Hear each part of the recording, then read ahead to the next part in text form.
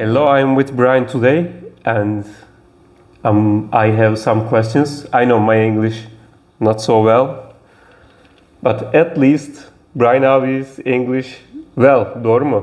Is it true, Brian abi? I can speak English. I'm so happy to talk with you.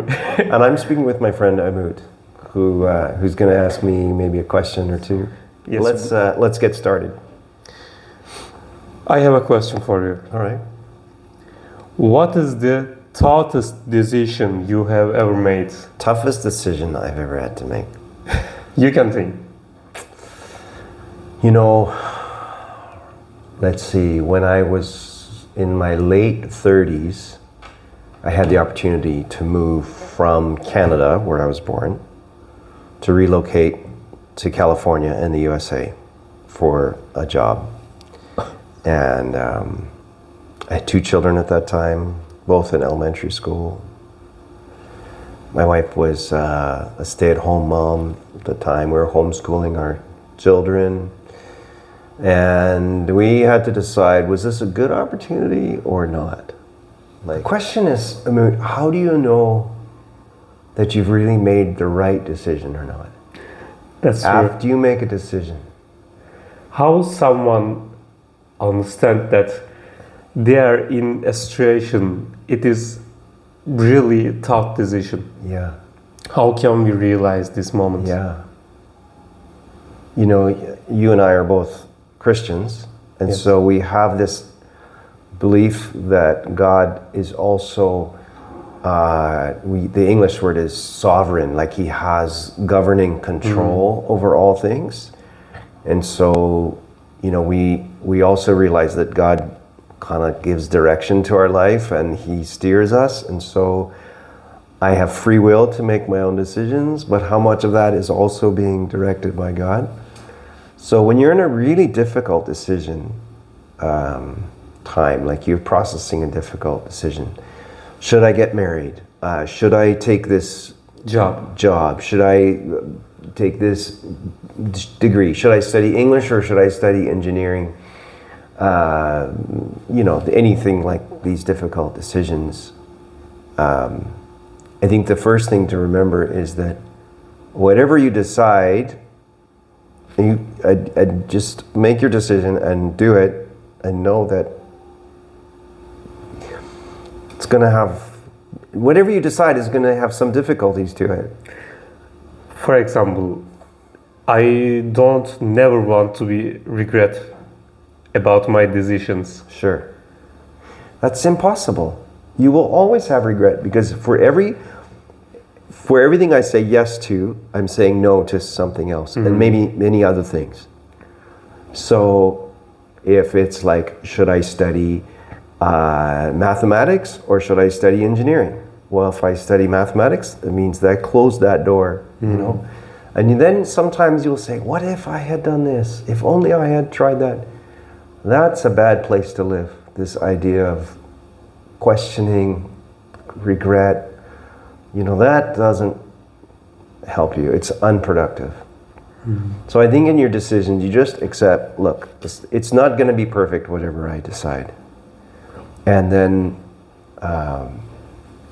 you know, you ask people that know you well, hey, what do you think? Not too many people. You have to have a small group of honest, trustworthy, wise people. What do you think about this choice, this decision I'm facing? Will you tell me honestly? For example, I'm thinking about studying medicine. And then your friend says, well, have you ever shown any interest in that? And, you know, do you actually like the idea of those long hours? And can you handle difficult people? And, you know, people who will help you think through the consequences of that decision. Because when we begin, we're so excited about, we see all the positives. That's the thing about decisions, right? You tend to think, it'll be this and it'll be this. And we like to, well, maybe some personalities are different, but I think most people focus on the opportunity and the potential and are not realistic about the difficulties. So having a friend think through those things will help you. if you make your decision based on what will make me the most money, what will make me the most famous, what will make me the most successful, I think those are not very reliable metrics, because those things can so easily change. They come and they go. So you have to think about things that are, what's a good fit for my personality, what's a good opportunity for others, where can I be beneficial for others. You really think how it's helpful for others, you'll find your way through those things. But that was, so making that big move from Canada to the USA, that was by far the biggest decision. I would say the most significant decision in my adult life, and most consequential. Was it the right decision? I still don't know. I can't answer that. Do you think simple decisions shape you, or simple decisions important? I don't mean which milk brand is good on supermarket. I think they do. Daily simple I think decisions. daily simple decisions, even like which brand of milk do I buy, I think those are all part of shaping, learning to make a decision and accept the outcome. So I have this new decision in my life, this new philosophy in my life, where I'm just trying to go with the flow. Let me give you an example. The other day, we live now in a city. The city is called Batumi in the country of Georgia.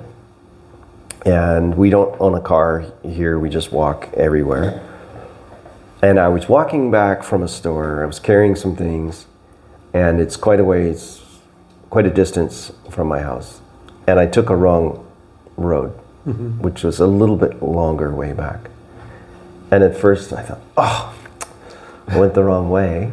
And then I had to remind myself, you're gonna go with the flow. Maybe there's something you're supposed to experience on this way. So learning to accept those small decisions, even as something as simple as, what should I eat at the restaurant? What do I order off the menu? Should I have this or that? You know, should I have the pepperoni pizza or should I have the Hawaiian pizza? And everyone knows Hawaiian pizza is better with pineapple. Pizza needs pineapple. Not everyone thinks so. But you know, what if the pizza you had was terrible and you're just so disgusted by it? Is that so bad? You learn something, you experience something, you can tell someone else about your experience. Maybe it makes for a funny story. How about we just learn to accept the decisions we make and not live with regret? Give ourselves some grace, have perspective about, in the big picture, everything will be okay. If there was a chance to turn back your 20s or teenage times, how do you manage your decisions? Wow. I would like to be more free. I think I felt like everything had to be perfect and had to turn out just so. So I think that maybe made me afraid to just make a decision and go for it and not worry about failure or not worry about things not working out perfectly. I had such a fear of making the wrong decision that it made it difficult for me to make any decision. And I think I would take more risks. I would pray. I mean, I prayed at the time, but I would pray and I would trust that God is leading my steps. But I wouldn't be so worried about whether it's exactly the right decision or not, or if it's the perfect move. I would try to be more like, well, let's try this. Now, that has consequences, of course. What if you're 21 years old and you decide, I think I should study sociology, and you spend 2 years of studying sociology, and it's expensive, at least in America, to go to school and all that, And then you realize, this does not suit me at all. I'm not a good fit for this. And you change. Okay, well, it cost you time and it cost you money. But you can make more money, and the time you spent gave you experiences that will become valuable later. Everything you go through, everything you experience is going to be preparation for something in the future.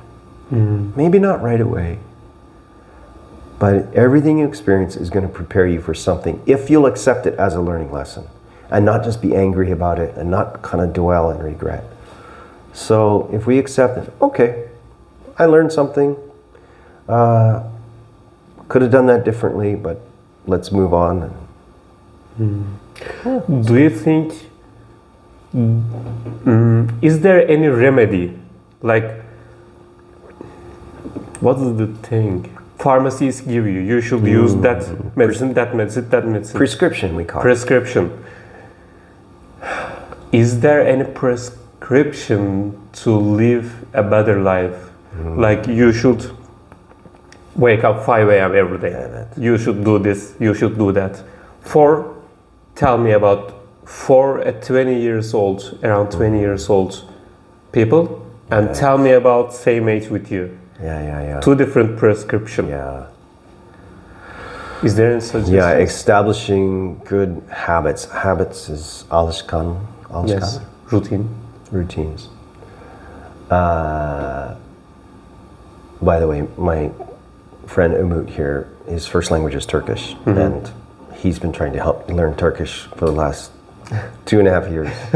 I'm a slow learner. No, I'm So a bad slow. teacher. We are just having conversations. So I think good routines earlier in your life, like wake up in the morning, or like get up in the morning and have a good morning routine. This is for 20 years, around 20 years teenagers, right? I think also it still applies even in your 20s. It took me all the way through my 20s to establish also a good routine of like I read the Bible almost every morning. I like to journal, not always, but often. Those habits keep me stable in my life. It gives me time to talk with God, have good input into my life, think through what's happening in my life, help me overcome difficult situations. Let's say that I had a really difficult conversation with somebody yesterday, and I'm still in some turmoil. Get up in the morning, read, pray, maybe write in my journal. And it really helps to process those things. So I think in my 20s, I would have a better morning and evening routine, especially the morning. I feel like how you start your day is the most important thing. What about the 50 years old, 40 years old? I think the thing that's been most helpful in this stage of my life, because I'm now in my upper 50s, I'm past 55, keep in contact with people, particularly with men from my life. Keeping in contact with them is probably the most helpful thing for me. Men who can speak into my life, and I can share what's happening in my life. That community of men, even though most of my good contacts live far away from where I live, but thankfully technology lets us stay in communication. I think that's, at this stage, probably the most helpful thing.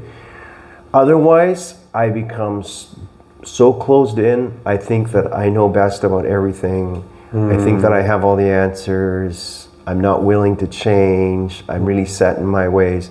But by keeping in relationship with other guys, I still can keep some flexibility in my heart and in my mind and in my spirit about how I can respond and how I can think about things. And it helps me not make my problems the most important thing in my life. Like, my problems are, to me, they're the biggest issue, But when I put them in the perspective of how others are doing, it really helps me understand, oh, what I'm experiencing is maybe normal, or what I'm experiencing is easy, or like, wow, this is so difficult. Here's some people that can help me. So I think at this stage in my life, relationships have become even more important than they were in the past. Even though in some ways it's harder to maintain relationships.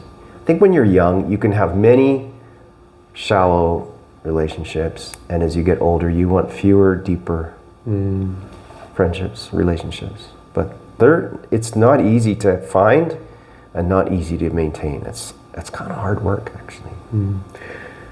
Right now, at this moment, can you produce a slogan for decisions? Just one sentence.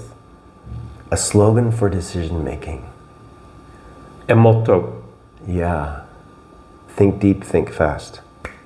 Good. So, Yeah. take care. Goodbye. God bless you. Thanks for being with us.